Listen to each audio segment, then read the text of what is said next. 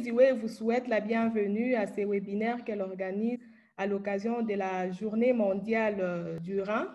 C'est 11 mars 2021. Easyway est une organisation non gouvernementale qui rêve d'améliorer les conditions de vie des communautés en agissant sur la santé et ses déterminants. Sa première priorité stratégique est donc de promouvoir la santé communautaire par l'éducation et la sensibilisation des populations sur les maladies endémo-épidémiques et les moyens de les prévenir. Ainsi, Easyway ONG a choisi de passer par ces webinaires de sensibilisation pour permettre à la communauté congolaise de comprendre les maladies rénales chroniques et comment les prévenir. Le panéliste qui va nous entretenir sur ces thèmes est Dr Évariste Kadima, qui est déjà en ligne. Dr Évariste, bonjour. Alors, bonjour tout le monde. Content de vous retrouver pour cet échange à l'occasion de la Journée mondiale de maladie du rein qui se tient ou bien qui est commémorée tous les deuxièmes jeudis du mois de mars.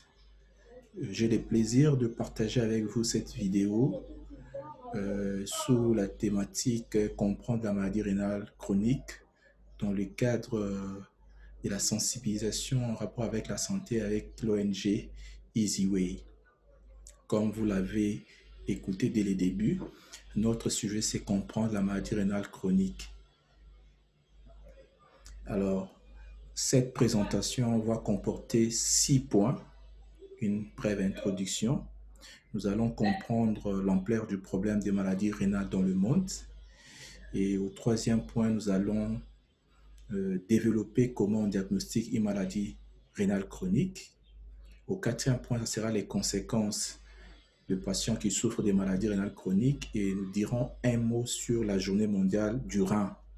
Et nous terminerons par une conclusion. Les reins sont des organes nobles qui sont habituellement au nombre de 2 et ils se situent dans notre corps au niveau rétropéritonéal, de part et d'autre des vertèbres lombaires, juste en dessous de la 12e côte.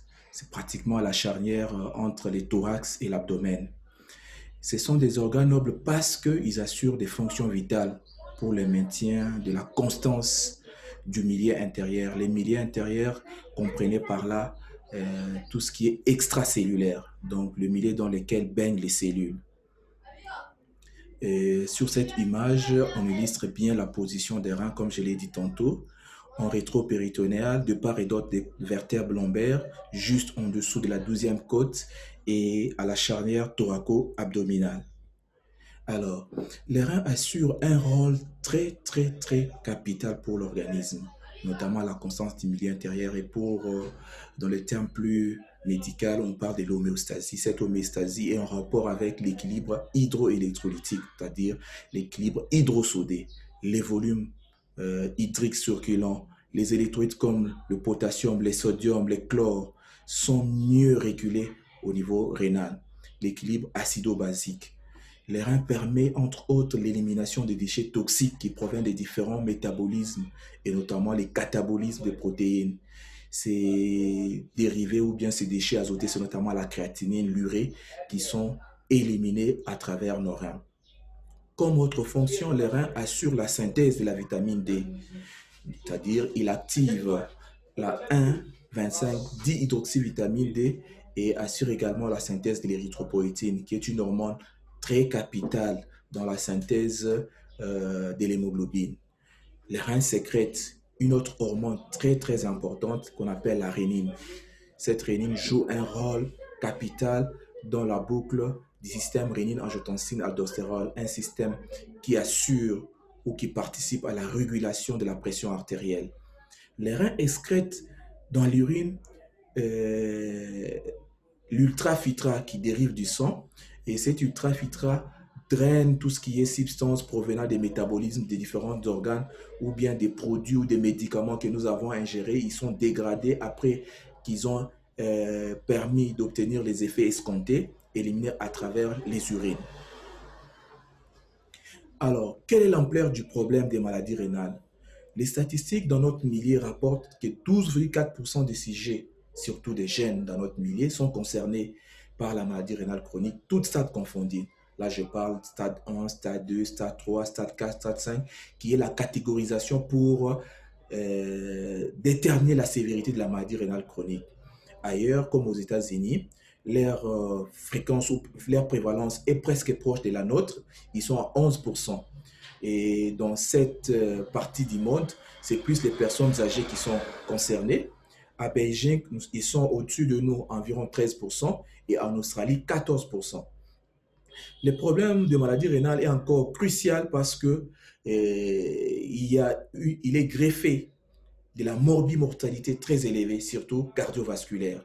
Avant même que les patients atteignent les stades ultimes, donc les stades terminaux, il est sujet à des risques comme l'infarctus du myocarde, l'AVC, l'insuffisance cardiaque. Et lorsque ces patients atteignent encore les stades terminaux, les coûts de la prise en charge est exorbitant. Exorbitant, hors de la portée des moyens individuels.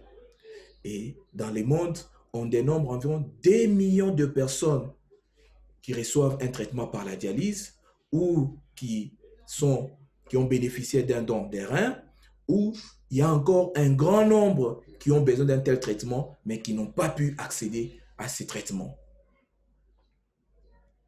Alors, comment on diagnostique une maladie rénale chronique?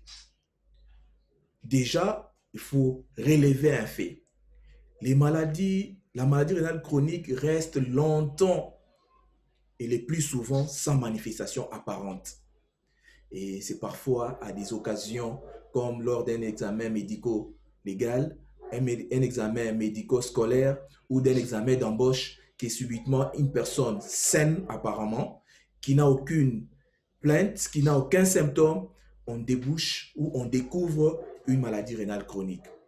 Et pour y arriver, les médecins ou les néphrologues ont besoin d'un faisceau d'arguments, ce que nous appelons les arguments anamnéstiques, cliniques et biologiques.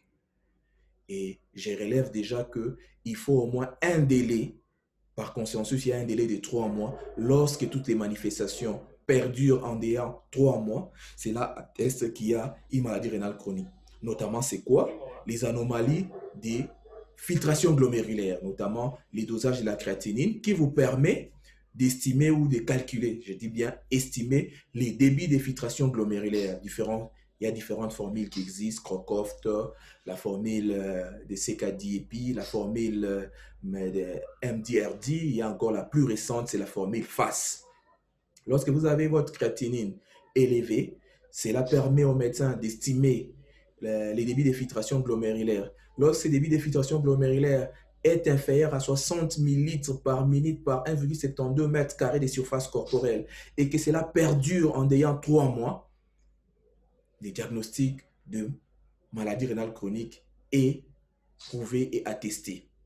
Ou lorsque une personne n'a pas d'insuffisance rénale, mais il a plutôt la présence de la protéinurie significative ou l'albuminurie, la présence d'une hématurie glomérulaire ou d'une leucocyturie qui persiste dans les urines en ayant 3 mois, on retient une maladie rénale chronique. En ces moments-là, c'est une maladie rénale chronique qui n'a pas encore d'insuffisance rénale chronique, mais qui évoluera plus tard vers l'insuffisance rénale chronique. Ou soit, il y a des anomalies morphologiques, c'est-à-dire les reins, qui présentent des multiples kystes et réalisent cette maladie congénitale qu'on appelle polykystose rénale. Ça, c'est un signe, c'est une confirmation d'une maladie rénale chronique qui peut évoluer vers les stades ultimes, où on a des anomalies morphologiques qui sont constatées à l'échographie avec la réduction de la taille des reins, les encoches ou les pourtours du rein on présente certaines irrégularités. Voilà autant d'anomalies qui, lorsque persistent en ayant 3 mois, permet aux médecins de retenir les diagnostics des maladies rénales chroniques. Lorsqu'il a affirmé qu'il y a une maladie rénale chronique, il doit préciser la sévérité de cette maladie rénale chronique. Cette sévérité se réalise grâce à la stadification qui est connue mondialement avec la classification des cas d'ICO depuis 2012, qui permet de stadifier la maladie rénale chronique en 5 stades. Stade 1, stade 2, stade 3, stade 4, stade 5. Les stades 3 étaient scindés en 2, stade 3A et 3B, selon les niveaux de réduction du débit de filtration glomérulaire. Et il faut comprendre que lorsque ce débit de filtration glomérulaire est inférieur à 60 ml par minute, on retient d'emblée une insuffisance rénale chronique. Et c'est là lorsqu'elle a perduré pendant 3 mois, comme je l'ai insisté. Et lorsque ce débit est réduit jusqu'à moins de 15 ml par minute par 1,73 m², on retient qu'on est au stade 5, les stades le plus sévères, et ces stades nécessitent une prise en charge par une épuration extra-rénale, notamment la dialyse, soit une hémodialyse, soit une dialyse péritonéale, où la personne nécessite d'être greffée. Alors, la troisième étape, il faut préciser quelle est la cause de la maladie rénale chronique. Alors, il faut retenir qu'il y a un groupe de personnes à risque de développer la maladie rénale chronique, notamment les hypertendus, traités ou non. Et lorsque cette hypertension a duré longtemps, les personnes avec diabète sucré, les personnes obèses, les personnes ou bien les personnes qui ont un âge avancé, donc l'avancement en âge constitue un facteur de risque de la maladie rénale chronique. Plus on est au-delà des 60 ans, on est à risque de maladie rénale chronique, mais je l'ai relevé dans l'introduction que dans notre milieu, on a constaté que même les jeunes déjà sont atteints de maladies rénales chroniques.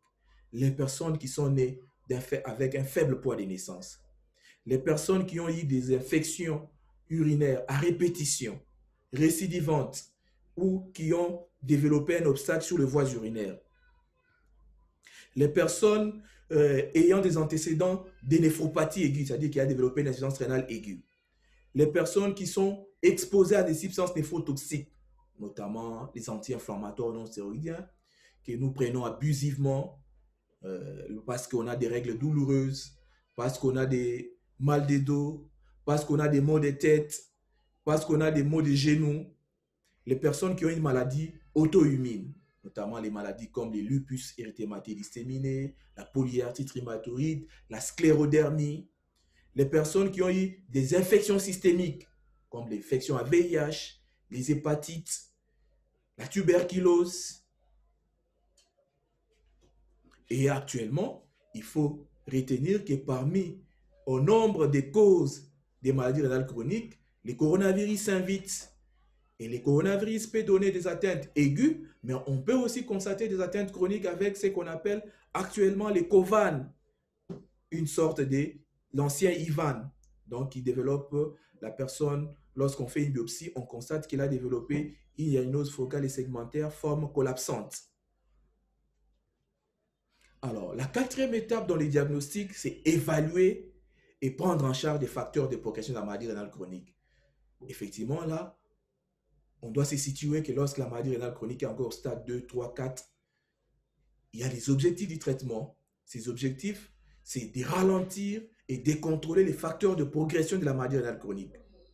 Il faut contrôler la pression artérielle, qui est un des facteurs puissants de progression de la maladie rénale chronique. Il faut combattre ou annuler la protéinurie, les passages de protéines dans les urines, qui est aussi un facteur puissant de la progression de la maladie rénale chronique. Il faut contrôler les diabètes sucrés. Il faut prendre des mesures hygiéno-diététiques, arrêter de fumer pour ces patients ceux qui fument, prévenir des épisodes d'insuffisance rénale aiguë. Donc, en évitant l'automédication, la prise abusive des anti-inflammatoires, en soignant correctement les infections comme le paludisme qui est la cause prépondérante d'insuffisance rénale aiguë dans notre milieu. À l'étape ultime, lorsque les patients ont développé la maladie rénale chronique qui est arrivée au stade 5, il y a des conséquences. Notamment, il n'arrive pas à éliminer suffisamment l'excès d'eau dans son corps. Il va présenter des tableaux de surcharge hydrique avec une hypertension artérielle volodépendante, difficile à contrôler. Il peut développer même l'état ultime des complications des surcharges qu'on appelle un édème aigu du poumon. Les manifestations du syndrome urémique peuvent être constatées à l'étape ultime, notamment c'est les troubles digestifs, vomissements, anorexie, hoquets, diarrhée, les troubles de l'état de conscience qu'on appelle encéphalopathie urémique. Ces troubles de conscience peuvent varier ou se présenter de plusieurs façons: insomnie, inversion itinémérale, agitation ou carrément un coma profond. Et autre conséquence de la maladie rénale chronique, vous avez l'acidose métabolique. L'acidose métabolique, vous avez l'hypercalémie, un excès de potassium dans le sang. L'anémie est très fréquente et elle est même fréquente au stade les plus précoces déjà. L'hypocalcémie, la dénutrition, et cela, in fine, aboutit à ce que nous appelons la perte d'autonomie pour les patients. Alors, je voudrais insister que, vu l'ampleur de la maladie rénale chronique, vu tout ce qui est comme coût, vu son caractère insidieux, chaque deuxième jeudi du mois de mars, dans le monde entier, on a instauré une journée mondiale du rein. Cette journée a pour objectif de sensibiliser tout le monde à accroître sa prise de conscience pour que la stratégie de la prévention, des dépistages précoces soit la meilleure, afin d'éviter que nous arrivions au stade ultime qui ne sera pas facile pour le patient et pour même le médecin à être géré. Alors, la journée mondiale du rein de cette année a pour thème la santé rénale pour tous et partout. Et le focus a été effectivement penché vers les patients atteints de maladies rénales chroniques pour qui on souhaite qu'ils puissent bien vivre avec une maladie rénale chronique. Et pour cela, il faut les encourager à être actifs dans la vie, à participer à la vie. Il faut bien gérer leurs symptômes.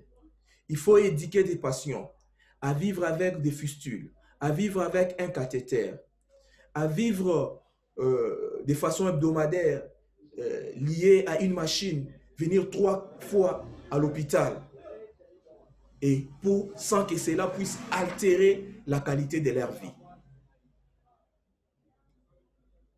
Alors, en guise de conclusion, nous disons ceci: la maladie rénale chronique, c'est un problème majeur de santé publique mondiale.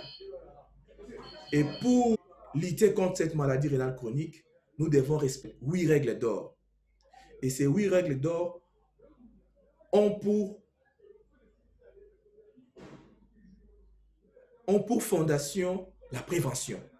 Donc, on doit rester en forme. On doit rester proactif. On doit contrôler sa glycémie. On doit surveiller sa pression artérielle.